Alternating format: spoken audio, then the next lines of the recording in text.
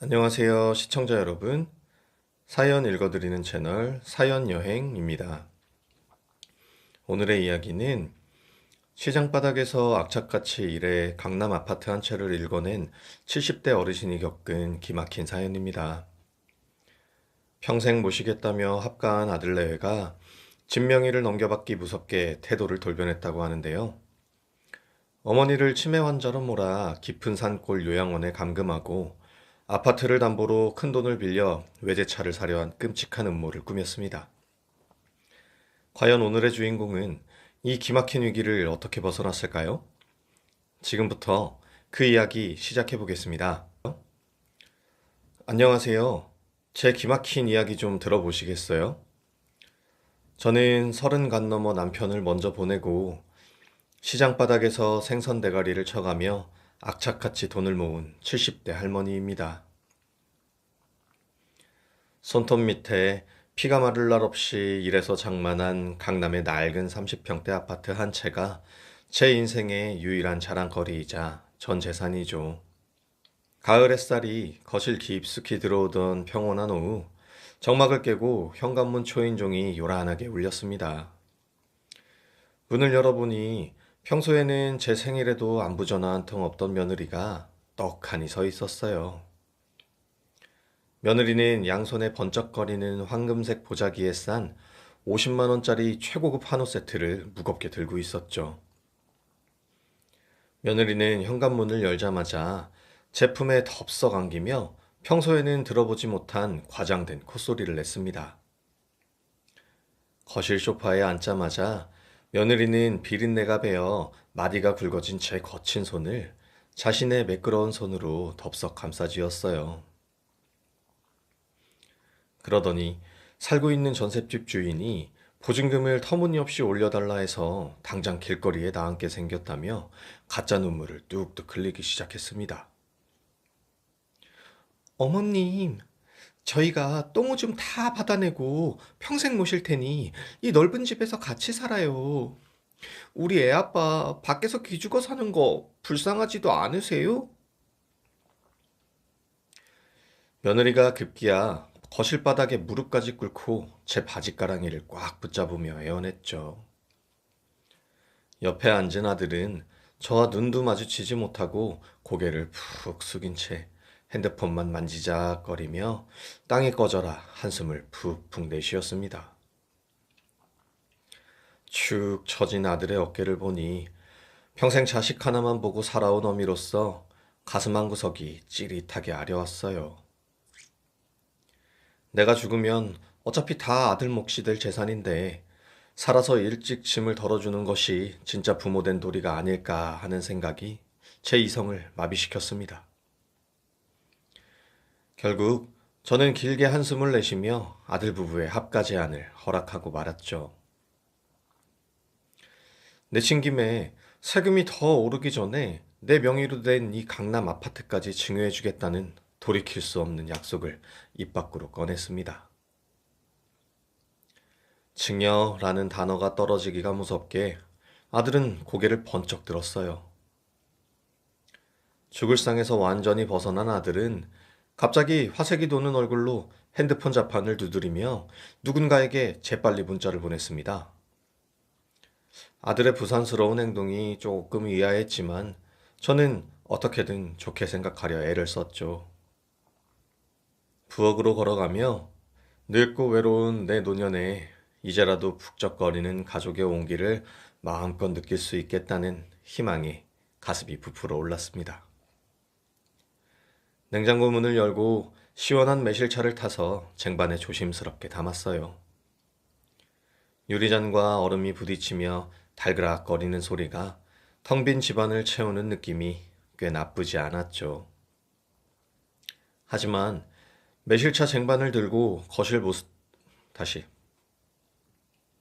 하지만 매실차 쟁반을 들고 거실 모퉁이를 도는 순간 제 발걸음은 차가운 마룻바닥에 꽁꽁 얼어붙고 말았습니다. 조금 전까지 눈물을 훔치던 며느리의 표정을 똑똑히 보았어요. 며느리는 고개를 푹 숙인 채 입꼬리를 귀밑까지 끌어올리며 기괴할 정도로 탐욕스러운 미소를 짓고 있었습니다. 아들 내외가 이삿짐을 싸들고 내 집으로 들어온 지 불과 일주일째 되던 날 아침이었습니다. 밤새 뒤척이다 목이 말라 방문을 열고 거실로 나선 저는 눈앞에 펼쳐진 낯선 광경에 다리에 힘이 풀려 그만 바닥에 주저앉고 말았죠. 제가 30년 동안 매일 아침 정성스레 마른 걸레질을 하며 애지중지 아끼던 십장생 자개장이 온데간데 없이 사라졌어요. 게다가 비 오는 날이면 쑤셔오는 무릎과 허리를 달래주던 저의 유일한 한식처, 낡은 안마 의자마저 흔적도 없이 치워져 있었습니다. 놀란 마음에 거실 베란다 창문을 활짝 열고 아파트 아래를 내려다보았어요. 서늘한 아침 공기 속에서 제 소중한 세간살이들이 아파트 분리수거장 한 구석에 쓰레기처럼 내동댕이 쳐져 있었습니다. 그 위에는 구청에서 발행한 대형 폐기물 스티커가 흉물스럽게 붙어 찬바람에 벌럭이고 있었죠. 기가 막히고 손발이 부들부들 떨려 안방문을 벌컥 열고 들어갔습니다. 화장대 앞에서 화려한 색깔의 립스틱을 바르던 며느리가 거울에서 눈도 떼지 않은 채 짜증 섞인 목소리로 말했습니다. 어머님, 이제 곧 아파트 명의도 저희한테 넘어올 텐데 집주인 취향에 맞춰주셔야죠. 저는 너무도 당당한 며느리의 태도에 말문이 막혀 그저 뻔뻔한 뒤통수만 멍하니 바라볼 뿐이었습니다. 때마침 젖은 머리를 수건으로 거칠게 털며 화장실에서 나온 아들의 옷자락을 붙잡고 며느리의 만행을 따져 물었죠. 아들이 귀찮다는 듯 제 손을 신경질적으로 뿌리치며 말했습니다. 엄마, 낡은 가구 냄새 난다고 집사람이 예민해하잖아. 좀 참아. 아들은 제 가슴에 대못을 받고는 쌩하니 현관문을 나서 출근해 버렸습니다. 그날 저녁부터 며느리는 노골적으로 저를 닥달하기 시작했어요. 제가 밥을 넘길 때도 화장실에서 손을 씻고 나올 때도 등 뒤를 졸졸 따라다니며 법무사 명함이 띄어진 핸드폰 화면을 코앞에 들이밀었습니다. 세금이 더 오르기 전에 빨리 법무사를 만나 도장을 찍어야 한다며 쉴 새 없이 저를 몰아세웠죠. 제가 머리가 지끈거린다며 거실을 벗어나려 하자 며느리가 제 등 뒤에 대고 비수를 꽂듯 날카롭게 쏘아붙였습니다. 어차피 저희가 평생 똥오줌 받아주며 모실 건데 늙은이가 돈 지고 있어봐야 치매만 오지. 뭐가 불안하세요? 모욕감에 가슴이 철렁 내려앉았지만 이미 살림을 앞치고 이웃들에게도 다 알린 마당에 이제 와서 쫓아낼 수도 없는 노릇이었습니다. 어떻게든 며느리의 다친 마음을 돌려보고자 다음 날 아침 일찍 자리에서 일어났어요. 동네 정육점에서 제일 좋은 고기를 끓여다가 며느리가 평소에 좋아하던 소고기 묵국을 정성껏 끓여 식탁에 차려놓았습니다. 부스스한 얼굴로 부엌에 나온 며느리는 냄비 뚜껑을 열어보더니 미간을 팍 찌푸렸죠. 아침부터 비린 고기 누린내가 나서 구역질이 난다며 며느리는 애써 끓인 국을 냄비채 들어 싱크대에 콸콸 쏟아버렸습니다. 그리고는 곧바로 비싼 배달 음식을 시키더니 혼자 거실 소파를 차지하고 앉아 텔레비전을 크게 틀어놓고 연어 샐러드를 씹어 먹었어요. 저는 짐승만도 못한 취급을 받는 참담한 모멸감에 입술을 꽉 깨물고 제 방으로 쫓기듯 숨어 들어왔습니다. 옷장 서랍 깊숙한 곳에서 인감도장을 꺼내 만지작거리며 내가 정말 이 집을 넘겨주는 게 맞는지 뜬 눈으로 수백 번을 되뇌었어요. 복잡하고 서러운 심정으로 화장대 앞을 서성이다 무심코 발밑에 쓰레기통을 내려다보았습니다. 거기에는 여러 번 구겨진 빳빳한 종이 영수 중 한 장이 버려져 있었죠. 저는 떨리는 손으로 그 종이를 주워들어 곱게 주름을 펴보았습니다. 며느리의 이름 옆으로 최고급 외제차 계약금 5천만 원이라는 글자가 선명하게 찍힌 그 영수증을 보는 순간 제 심장은 차갑게 얼어붙고 말았습니다. 며느리의 이름이 선명하게 찍힌 포르쉐 가계약 영수증을 손에 쥐고 저는 뜬 눈으로 밤을 꼬박 지새웠습니다. 날이 밝자마자 핏발선 눈으로 영수증을 꽉 쥐고 거실로 나갔어요.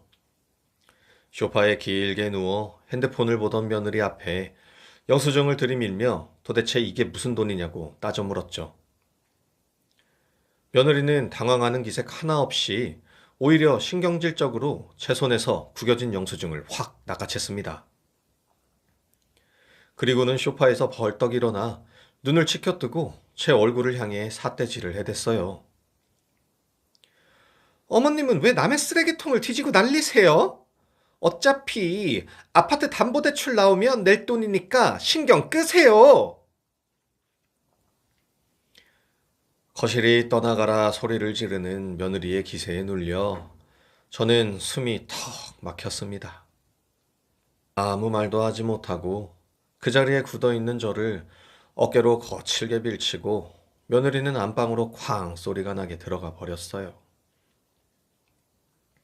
그날 오후 며느리는 허락도 없이 자기 동네 친구 3명을 집으로 불러들였습니다.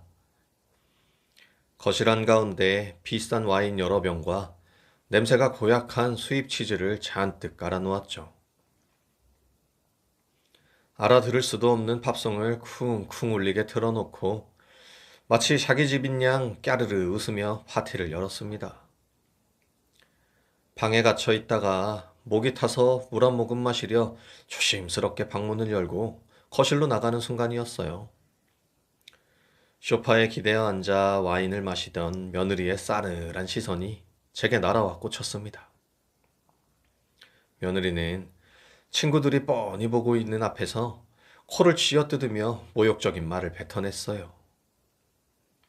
아유, 우리 시어머니는 씻지도 않는지 노인네 냄새가 나서 원. 어머님, 냄새 나니까 제발 방에서 나오지 마세요. 며느리는 들고 있던 와인잔을 탁자에 신경질적으로 내려놓더니 성큼성큼 다가와 제 방문을 거칠게 닫아버렸습니다. 저녁 8시가 넘도록 밥 한 술 뜨지 못해 위장이 꼬일 듯 아파왔어요. 허기를 참지 못하고 며느리 친구들이 돌아간 뒤 몰래 부엌으로 발걸음을 옮겼습니다. 화려한 파티의 흔적이 남은 식탁 위엔 먹다 남은 딱딱한 피자 꼬투리 몇 개가 나뒹굴고 있었죠. 그 옆에는 언제 끓였는지 알 수 없어 시큼한 신내가 진동하는 콩나물국 냄비만 덩그러니 놓여 있었습니다. 서러움에 목이 메어 가슴을 툭툭 치다가 떨리는 손으로 아들에게 전화를 걸었어요. 수화기를 양손으로 부여잡고 꺽꺽 울음을 삼키며 네 마누라가 나를 짐승 취급도 안 하며 밥도 안 준다고 하소연을 했습니다. 하지만 수화기 너머의 아들은 짜증이 가득 섞인 한숨을 푹 쉬며 차갑게 대답했어요. 아이, 엄마, 예민하게 굴지 말고 다음 주 화요일에 서류 도장이나 잘 찍어. 아들은 제 말이 채 끝나기도 전에 일방적으로 전화를 뚝 끊어버렸습니다. 뚜뚜거리는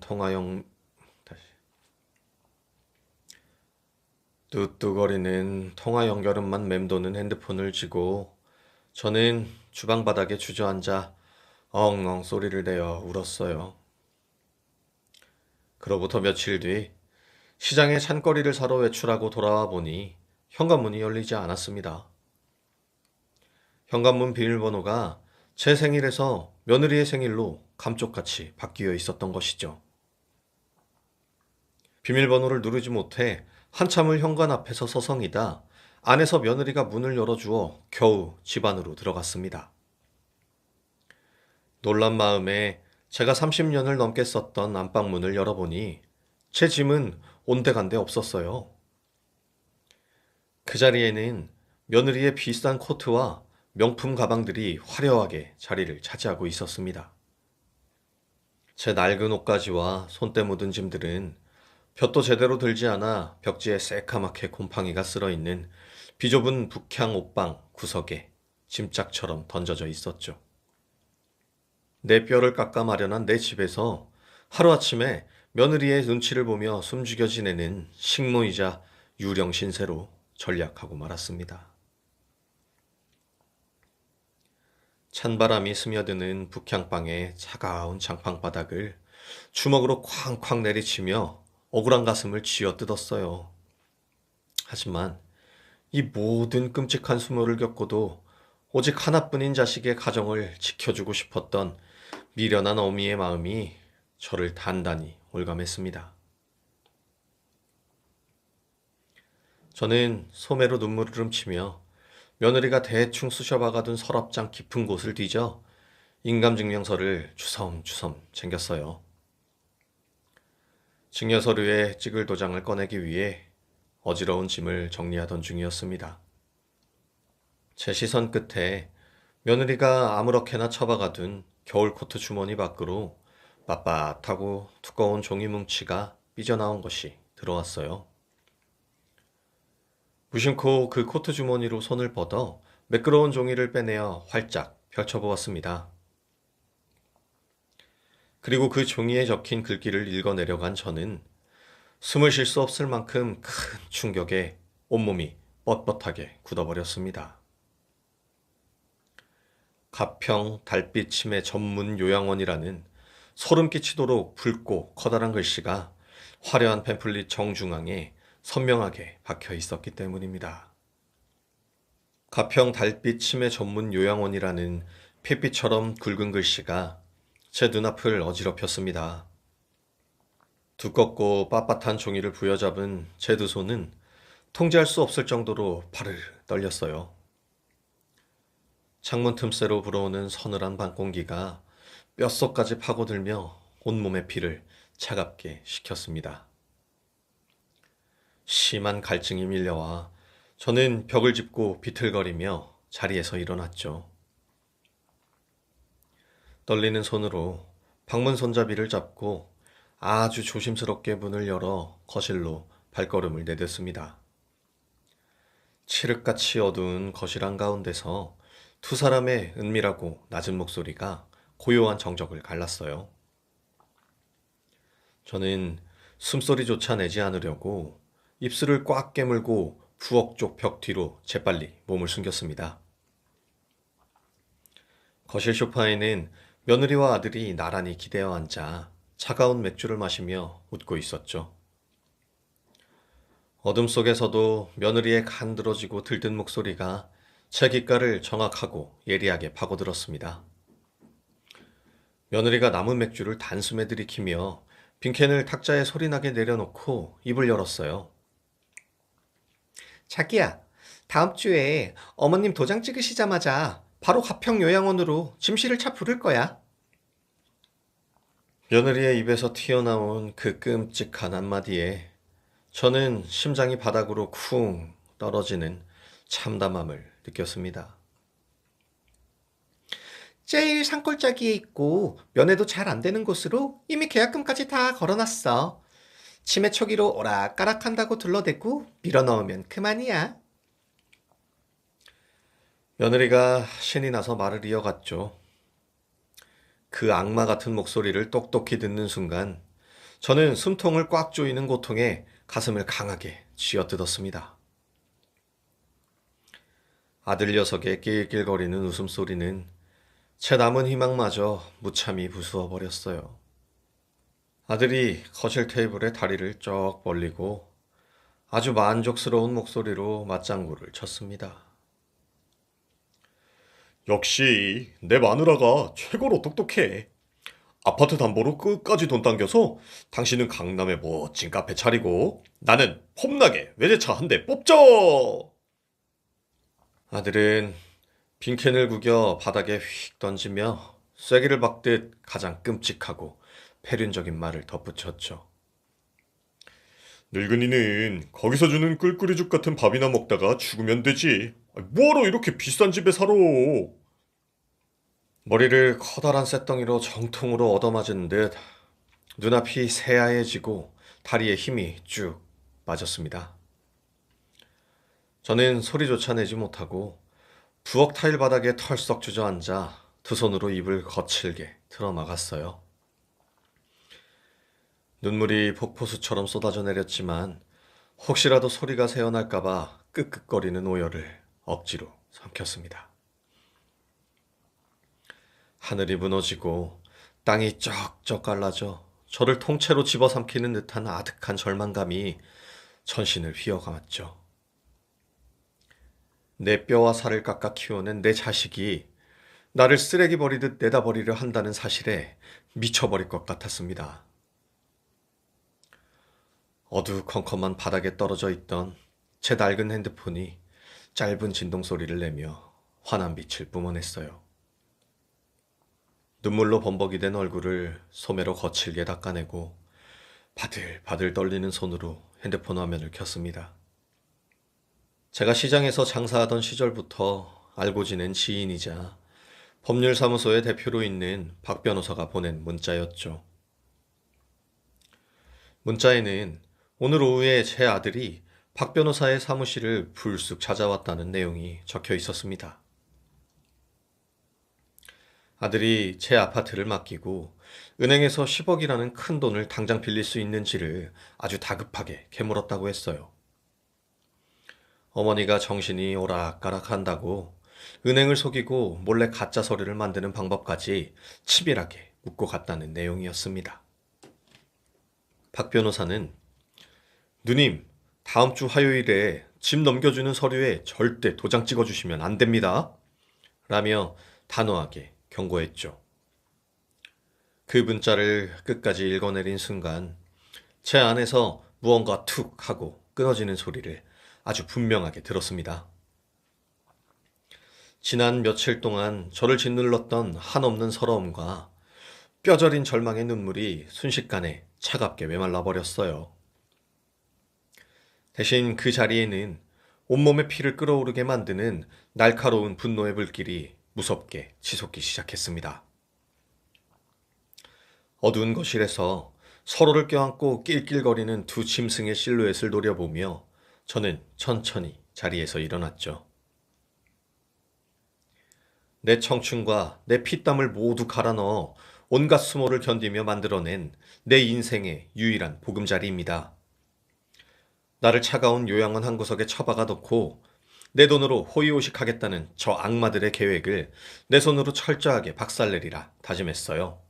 도장을 찍는 그날 너희들이 내민 그 욕망의 덫에 너희들 스스로의 목을 매달게 만들어 주겠노라고 두 주먹을 피가 통하지 않도록 꽉 쥐었습니다. 밤새 뜬 눈으로 지새우고 맞이한 아침 햇살이 창틈으로 비집고 들어와 제 붉게 부은 두 눈을 날카롭게 찔렀습니다. 거울 앞에 서서 밤새 쥐어뜯어 헝클어진 머리를 단정히 빗어넘기며 저는 차갑게 이성을 되찾으려 애를 썼죠. 이제부터 저는 세상에서 가장 늙고 나약하며 아무것도 모르는 바보 늙은이가 되어야만 했습니다. 무거운 방문을 조심스럽게 열고 거실로 비틀거리며 걸어나간 저는 며느리 앞을 지나가며 일부러 허리를 두 손으로 강하게 부여잡았어요. 아이고 허리야. 뼈마디가 쑤셔서 도저히 못 살겠네. 하루빨리 서류 도장 찍어주고 공기 좋은 곳으로 요양이나 가고 싶다. 제 혼잣말 연기에 속아 넘어간 며느리는 입꼬리를 실룩거리며 재빨리 다가와 제 어깨를 주물르는 신용을 했습니다. 어머님, 며칠만 꾹 참으세요.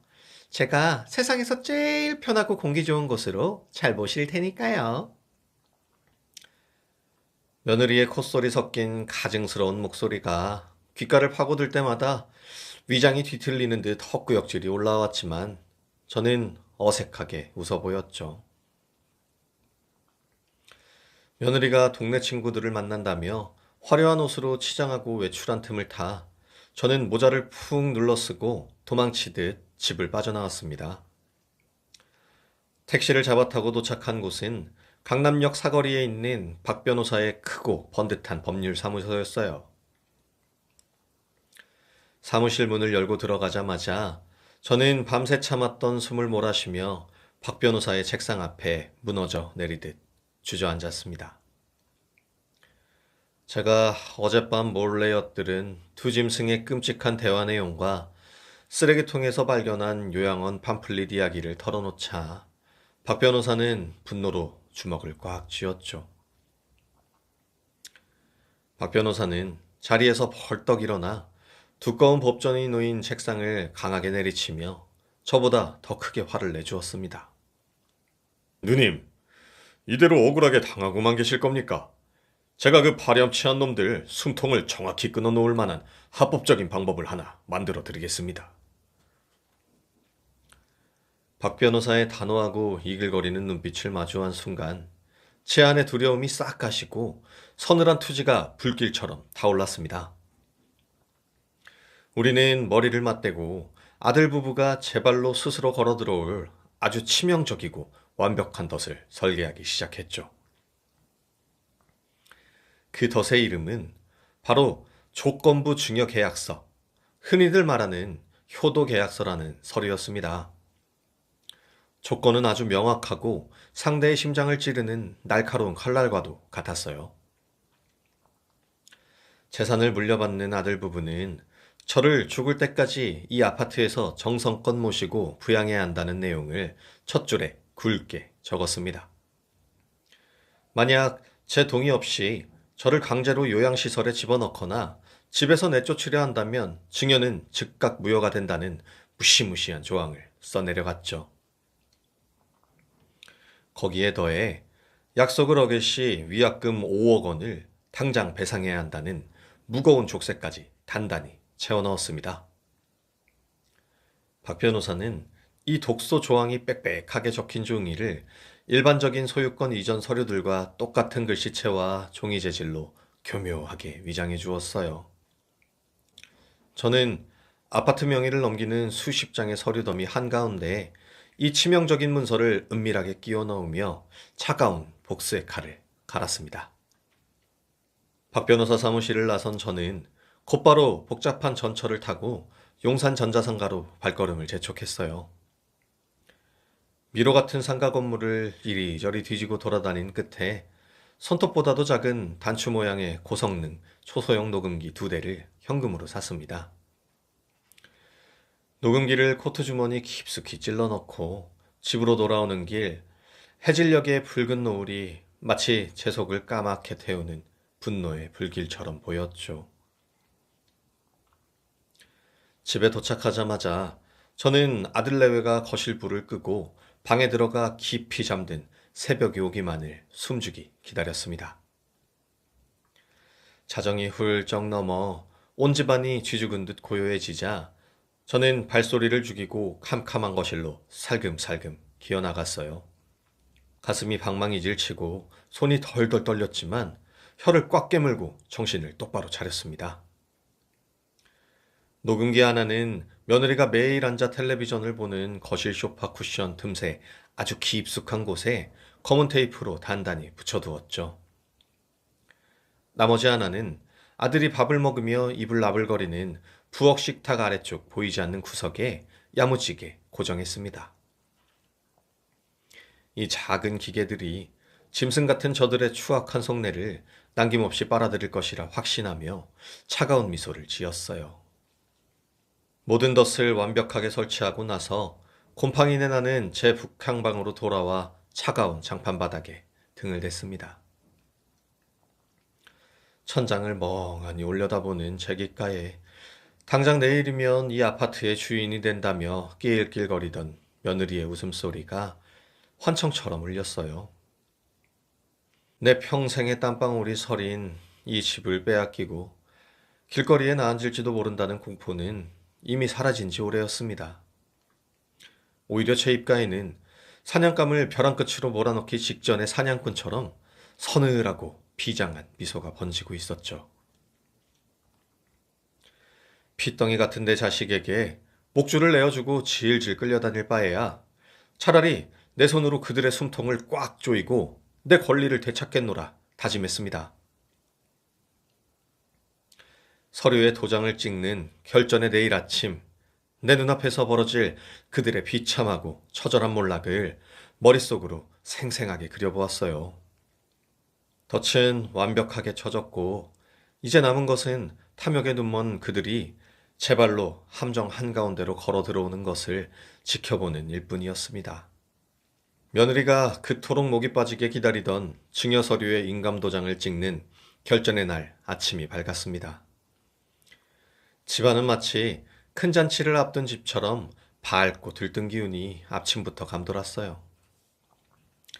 부엌에서는 일찍부터 며느리의 경쾌하고 높은 콧노래 소리가 온 집안을 가득 채우고 있었습니다. 며느리는 평소에는 쳐다보지도 않던 값비싼 전복을 듬뿍 넣은 갈비탕을 한가득 끓여 제 앞에 대령했죠. 어머님 많이 드시라며 고기를 가위로 잘라주는 며느리의 얼굴에는 탐욕을 숨긴 가증스러운 웃음이 만만했습니다. 오전 10시 정각이 되자 공증인 자격으로 초빙된 박 변호사가 무거운 가죽 서류 가방을 들고 초인종을 눌렀어요. 넓은 거실 유리 테이블 위에는 제 평생의 피땀이 서린 강남 아파트의 명의를 넘기는 수십 장의 복잡한 서류들이 쫙 깔렸습니다. 제 손에는 이미 시뻘건 인주가 잔뜩 묻은 묵직한 인감도장이 쥐어져 있었죠. 며느리는 제가 서류의 내용을 혹시라도 한 줄이라도 읽어볼까봐 극도로 조바심을 내며 제 곁에 바짝 붙어 앉았습니다. 며느리가 제 손목을 두 손으로 꽉 쥐고 숨을 헐떡이며 다급하게 재촉했어요. 어머님, 복잡한 법적인 건 제가 어젯밤에 다 확인했어요. 그러니까 여기만 빨리 찍으시면 돼요. 며느리는 거칠게 제 손을 이끌며 인감도장을 찍어야 할 서명란을 손가락으로 연신 톡톡 두드렸습니다. 저는 속으로 차가운 비웃음을 삼키며 일부러 노인의 연약한 손인 양 덜덜 떠는 신용을 했어요. 박 변호사가 교묘하게 서류더미 중간에 끼워 넣은 바로 그 문서, 조건부 증여 계약서의 서명란이 눈앞에 나타났습니다. 저는 아무것도 모르는 바보 늙은이처럼 그 치명적인 서류를 포함해 모든 종이 위에 쾅쾅 소리가 나도록 힘차게 붉은 인감을 찍어 내려갔죠. 마지막 장에 붉은 도장이 선명하게 찍히고 박 변호사가 서류를 차곡차곡 챙겨 자신의 가방에 넣었습니다. 가방의 쇠지퍼가 칙 하고 닫히는 날카로운 소리가 거실에 울려 퍼졌어요. 그 찰나의 순간을 기점으로 훈훈한 척 연기하던 집안의 공기는 순식간에 시베리아 벌판처럼 차갑게 얼어붙고 말았습니다. 모든 서류가 가방에 무사히 들어가는 것을 두 눈으로 확인하자마자 며느리의 얼굴에서 억지 미소가 뱀 허물 벗겨지듯 싹 사라졌어요. 며느리는 쾅 소리가 나게 소파에서 일어나더니 신경질적인 발걸음으로 제 북향방을 향해 걸어 들어갔습니다. 잠시 후 며느리는 제 낡은 옷가지 몇 개가 아무렇게나 쑤셔박힌 싸구려 검은 비닐 가방을 들고 나와 거실 바닥으로 무자비하게 패대기 쳤죠. 소파 끝에 기대어 이 광경을 아주 흥미롭다는 듯 지켜보던 아들 녀석은 거실 창문을 활짝 열었습니다. 그리고는 여유롭게 담배를 입에 물고 라이터로 불을 붙이더니 저를 벌레 보듯 차갑게 쳐다보았어요. 며느리가 두 팔을 꼬고 턱을 치켜든 채 제 앞에 떡하니 버티고 서서 쏘아붙였습니다. 자, 도장도 다 찍었겠다. 어머님은 이제 그만 요양원이나 들어가 계세요. 거실에 서늘하게 울려 퍼지는 며느리의 날카로운 목소리에 저는 짐짓 크게 놀란 척 어깨를 움츠리며 두 손을 모았죠. 하지만 며느리는 아랑곳하지 않고 제 발밑에 뒹구는 비닐 가방을 발끝으로 툭 차며 목소리를 높였습니다. 1시간 뒤에 가평에서 짐짝 씻는 콜벤 올 거니까 얼른 냄새나는 신발이나 신으시죠. 며느리의 입에서 터져나온 폐륜적인 폭언에 핏대가 거꾸로 솟는 듯 했지만 저는 입술을 꽉 깨물고 분노를 깊숙이 눌러 담았습니다. 아들은 창밖으로 담배 연기를 길게 내뿜으며 제 며느리의 만행을 완전히 묵인한 채 고개를 돌려버렸어요. 며느리가 악에 받친 붉은 얼굴로 기고만장하게 날뛰며 소리쳤습니다. 어머님, 죽을 때까지 이 비슷한 집에서 호의호식 하실 줄 아셨어요? 늙었으면 주제를 하셔야지. 그 추악하고 악마 같은 며느리의 얼굴을 두 눈을 똑바로 뜨고 쳐다보았죠. 주머니 속에 찔러 넣은 제 손은 어젯밤 짐승들의 미래를 담아놓은 녹음기의 재생 스위치를 만지작거리며 천천히 힘을 주고 있었습니다. 며느리의 끔찍한 폭언이 거실을 채우고 아들 내외가 승리의 미소를 짓던 바로 그 순간이었어요. 저는 바닥에 뒹구는 비닐 가방을 발로 차버리고 거실 한가운데 소파로 걸어가 천천히 앉았습니다. 눈을 지그시 감고 끓어오르는 분노를 억누르며 깊은 숨을 한번 크게 들이마셨죠. 그리고 주머니에서 핸드폰을 꺼내 거실의 무선 스피커와 연결한 뒤 어젯밤 그들이 나누었던 대화 녹음 파일의 재생 버튼을 확 눌러버렸습니다. 스피커를 통해 요양원 짐 싣는 차를 부를 거라는 며느리의 간드러진 목소리가 쩌렁쩌렁하게 울려 퍼졌어요. 곧이어 아파트를 담보로 돈을 빌려 외제차를 뽑자고 낄낄거리는 아들의 목소리까지 선명하게 터져나왔습니다. 창가에서 거만하게 담배를 피우며 저를 비웃던 아들의 손에서 꽁초가 바닥으로 툭 떨어졌죠. 기고만장하게 턱을 치켜들고 있던 며느리의 얼굴은 순식간에 빗기가 가시며 하얀 종이장처럼 창백하게 질려버렸습니다. 놀라움에 입을 다물지 못하는 두 짐승을 향해 저는 매서운 눈빛을 거침없이 쏘아보았어요. 그때 상황을 묵묵히 지켜보며 소파 끝에 앉아있던 박 변호사가 천천히 자리에서 일어났습니다. 박 변호사는 방금 인감도장이 찍힌 빳빳한 종이 한 장을 가방에서 다시 꺼내 아들 내외의 코앞에 매섭게 흔들어 보였죠. 박 변호사가 두 사람을 번갈아 노려보며 단호하고 큰 목소리로 읊어내려갔습니다. 방금 두 분이 직접 서명하신 효도계약서 3번째 항목입니다. 어머니를 억지로 쫓아내려 할 경우 이 아파트 증여는 즉시 취소됩니다. 며느리가 믿을 수 없다는 듯 비틀거리며 다급하게 서류를 빼앗으려 허공에 두 손을 마구 휘저었어요. 하지만 박 변호사는 서류를 거두며 날카로운 눈빛으로 며느리를 단호하게 제압했습니다. 방금 요양원에 보내려 하셨으니 증여는 전면 무효이며 벌금으로 5억 원을 당장 어머니께 물어내셔야 합니다. 박 변호사의 말이 끝나기가 무섭게 아들이 사색이 되어 내 발밑에 털썩 무릎을 꿇었죠. 아들이 내 바짓가랑이를 두 손으로 꽉 부여잡고 눈물과 콧물을 쏟아내며 소리쳤습니다. 엄마, 왜요? 우리가 잠깐 철없이 장난친 거라고요. 제발 한 번만 용서해줘요.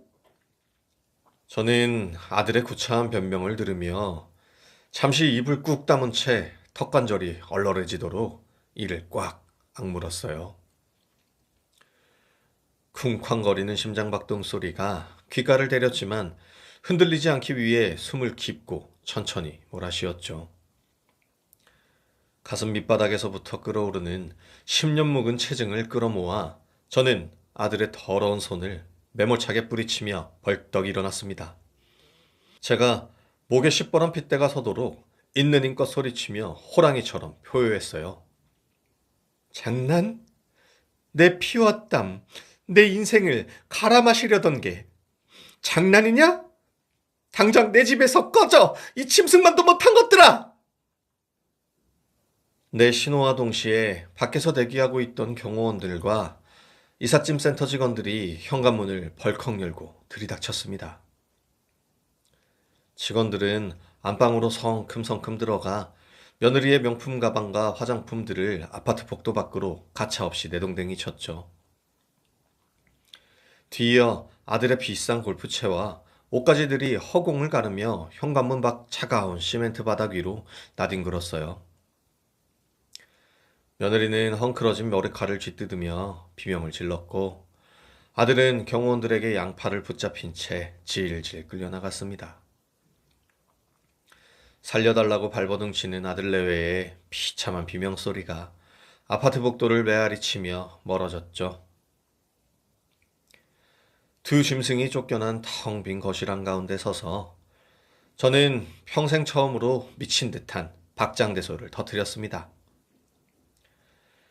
뜨거운 눈물이 흘러내렸지만 막혔던 숨통이 단번에 트이는 통쾌한 심판의 순간이었어요. 그 짜릿하고 통쾌한 심판의 날이 지나고 어느덧 반년의 시간이 훌쩍 흘렀습니다. 저는 햇살이 따스하게 들어오는 넓은 거실에서 향긋한 차를 마시며 이 글을 쓰고 있어요.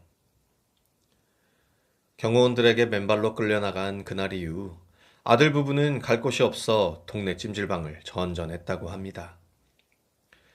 남은 보증금마저 헛된 곳에 모두 날려버리고 변두리에 곰팡이 핀 비좁은 월세방으로 쫓겨났다는 소식을 들었죠. 당장 손에 쥘 돈이 없어지자 그들의 얄팍한 애정도 끝이 났는지 매일같이 서로를 원망하며 물건을 집어던지고 싸웠다고 해요. 결국 참다 못한 며느리는 남은 연금을 몽땅 챙겨서 한밤중에 몰래 도망을 쳐버렸습니다.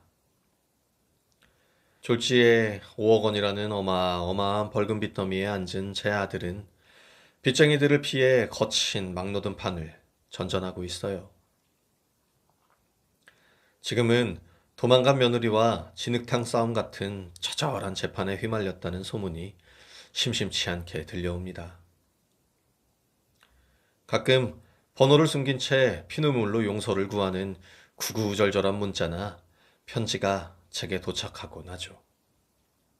하지만 저는 단 한 번의 망설임도 없이 그 연락들을 단호하게 끊어내고 편지는 찢어서 쓰레기통에 던져버립니다.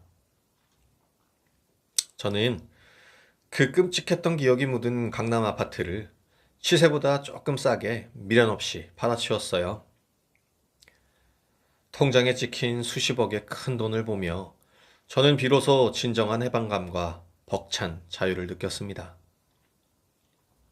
그 돈으로 저는 경기도 외곽에 위치한 의사들이 항상 대기하고 영양식단이 제공되는 최고급 노인 전용 주거단지에 들어왔어요.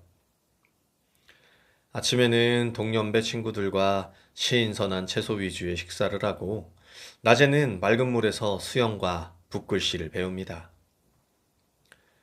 주말에는 푸른 잔디밭에서 친구들과 어울려 공을 치러 다니는 지금의 생활이 제게는 지상낙원이나 다름없어요. 평생 자식 입에 밥 들어가는 것만 보고 살았던 지난날의 제 구분등이 참으로 미련하게 느껴집니다. 늦게나마 온전한 제 몫을 찾은 제 인생의 두 번째 봄날은 매일매일이 신나는 축제와도 같죠. 내 곁에 남은 돈만이 끝까지 나를 든든하게 지켜준다는 이 뼈저린 진실을 부디 가슴 깊이 새기시길 바랍니다. 여러분도 제발 자식에게 재산을 미리 다 내어주지 마시고 남은 인생을 온전히 당신 자신을 위해 풍족하게 누리시기를 간절히 당부드려요. 지금까지 긴 이야기 들어주셔서 감사합니다. 오늘도 행복한 하루 보내세요.